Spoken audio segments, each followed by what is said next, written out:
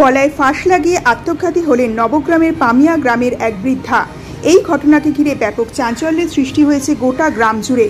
মৃতা ওই বৃদ্ধার নাম পুষ্পা মণ্ডল। তার বয়স আনুমানিক 60 বছর। তবে ঠিক কী কারণে গলায় ফাঁস লাগিয়ে আত্মঘাতী হয়েছেন ওই মহিলা তা এখনও স্পষ্ট নয়।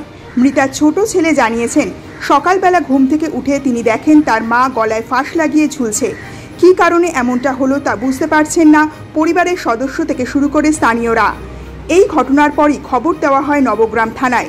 নবগ্রাম থানার পুলিশ এসে মৃতদেহ উদ্ধার করে নিয়ে যায় ময়না তদন্তের জন্য। তবে স্থানীয় সূত্রে জানা গেছে, ওই মহিলার বাড়িতে প্রায়শই অশান্তি লেগে থাকত। সেই কারণেই হয়তো মহিলা গলায় ফাঁস লাগিয়ে আত্মঘাতী হয়েছেন বলে অনুমান স্থানীয়দের। নবগ্রাম থেকে শুভ ঘোষের রিপোর্ট, দৈনিক বাংলা নিউজ। আমরা তো আলাদা থাকি, বাবা জানে, মা জানে, এখন আমরা কিছু বলবো, আমরা কিছু জানি না। মা বাবা আপনার কাছে থাকতো না? না, আলাদা হতো। ক ভাই আপনারা? 2 ভাই। বোন আছে? বোন আছে 2টো। সবারই বিয়ে হয়ে গেছে? হ্যাঁ। কি অশান্তি কিছু হয়েছিল বাবার সঙ্গে? অশান্তি নাই, অশান্তি। কি বুঝতে পারছেন আপনারা? কি শুনছেন? কিছু বুঝতে পারছি না তো আমরা। কি করেছিল এখানে বাড়িতে? গলায় দড়ি ধরে দিয়েছিল। কোথায় দিয়েছিল সেটা? ঘরে।